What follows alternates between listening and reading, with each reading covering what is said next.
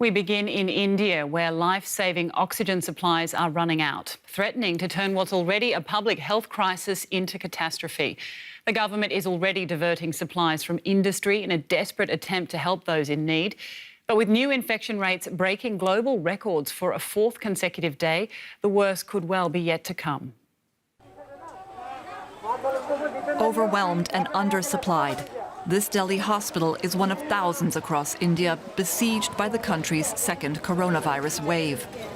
As the dead are carted off, patients too sick to move languish on the pavement. Helplessness spills into anger. Her mother on the verge of death, a woman cries, "This hospital is useless."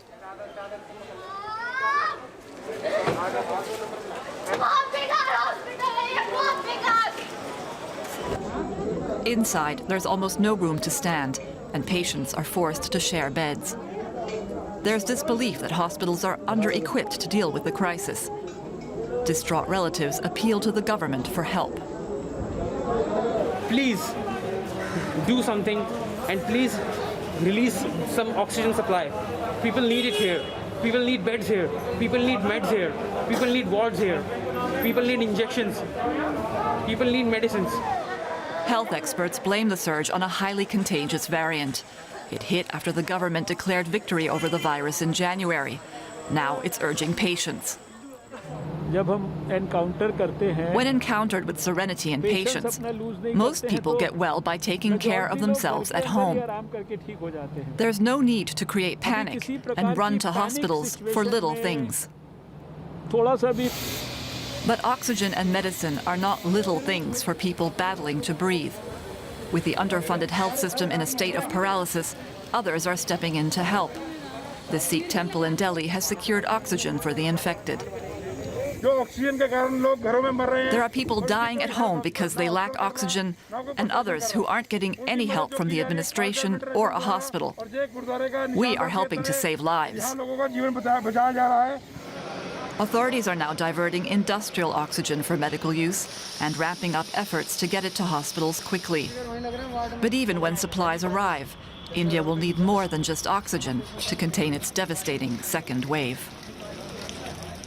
Well, for more, I'm joined now by DW's Amrita Chima in Delhi. Amrita, the city of Delhi has just announced an extension of that lockdown, but PM Modi still rejects a nationwide lockdown despite record numbers of infections. Why is that? Rebecca, last year when Prime Minister Modi declared a national lockdown, it led to a near humanitarian disaster. The lockdown was imposed at very short notice. It left hundreds of thousands of people without any jobs overnight, and especially daily wages, who were forced to leave for home, go to their villages, and you might remember images of hundreds of thousands of people walking thousands of kilometers on foot going home because there was no transport during the lockdown. So this time, the strategy is that each state, each individual state should decide what measures are most appropriate.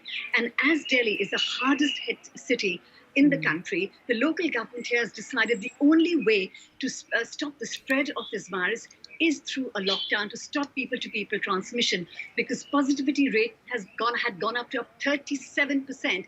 And there are indications it has been going down for the past few days when a lockdown was in place, which is why he thinks the only weapon the local government has at the moment is to extend the lockdown for another week. Right. Well, authorities there in the city of Delhi have asked for the national government for support in getting oxygen. What are the national government doing to help the hospitals in the affected areas? Well, the local government in Delhi says it needs 700 tons of oxygen. At present, it has less than half that amount.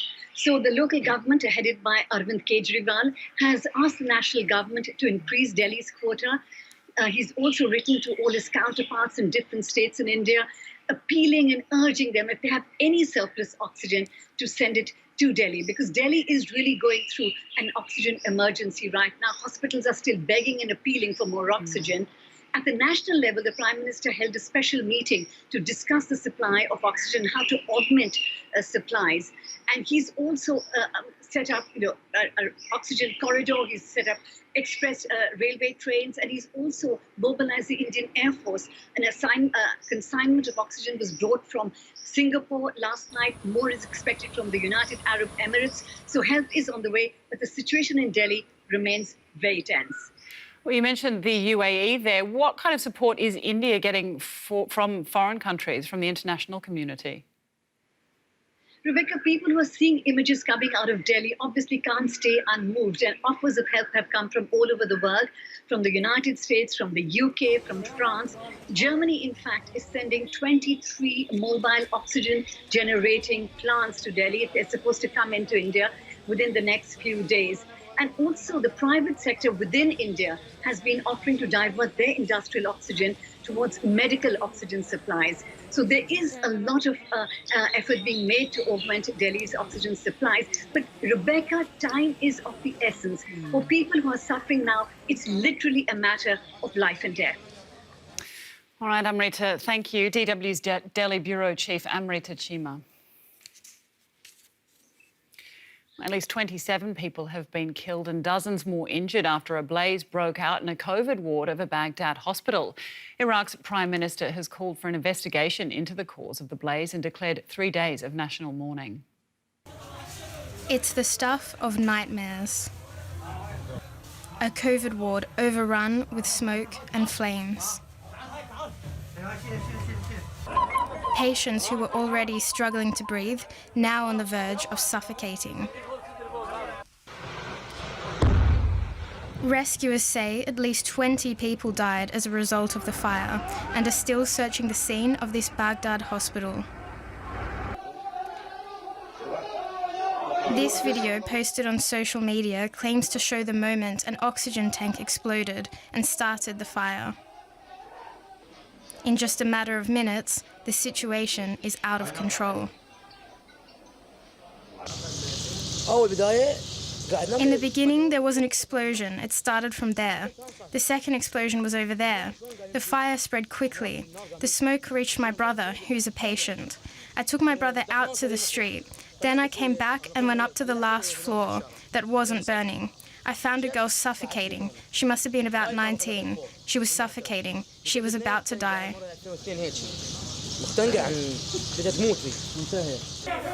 The head of the Civil Defence Unit says 90 people were rescued from the hospital.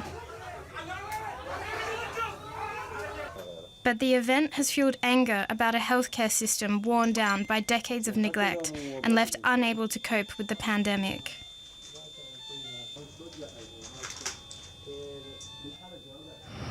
Officials say the hospital had no fire protection system and that false ceilings helped spread the blaze. And people are now demanding the health minister be sacked. On Wednesday, the number of coronavirus cases in Iraq surpassed 1 million, the highest of any Arab state. The blaze in Baghdad marks another grim development in Iraq's battle against COVID. Germany is switching gears in the fight against the pandemic after months of struggling to contain a severe third wave of the virus. Tighter national restrictions were put in place this weekend, including a controversial overnight curfew. Our reporter Kate Brady was out in the capital, Berlin. It's Saturday night in Berlin's Friedrichshain district, with just minutes to go before the new curfew kicks in at 10 p.m. Enough time to grab a quick beer or some late-night food for the road. Right on cue as the clock strikes 10, many local shops begin to roll down their shutters. Minutes later, police arrive to clear stragglers from the square. According to federal rules, repeated violators of the measures risk a hefty fine of up to €25,000. For most tonight, though, it's just a polite request to head home. The restrictions on movement during late hours have been met with mixed responses. It's annoying, but maybe in the future these will allow to give us the freedom faster. Wir akzeptieren das schon. We accept it, but we can't completely understand it. So ganz verstehen. I don't think können wir das people auch nicht. infect each other so much Ich glaube outside. nicht, dass die Menschen sich so viel draußen anstecken. I think people will just go home together and keep on partying there. That's a problem for the spread of the infection, and it's counterproductive. By almost midnight, the streets have largely cleared. Travel by public transport or by car is only permitted for specific exceptions, including work and emergencies. Between 10 p.m. and midnight, walks and runs are also still allowed, including for Germany's four-legged residents. Now the question remains, exactly how long will this curfew even be allowed to stay in place, with several constitutional complaints around the country threatening to already bring the measure to an end. Should Germany's constitutional court indeed rule that the curfew is unlawful, it would be a huge blow, not least of all to German Chancellor Angela Merkel, who has been pushing for months for a stricter and more uniform response to the pandemic. For now, though, there will be many a quieter night in Berlin and beyond.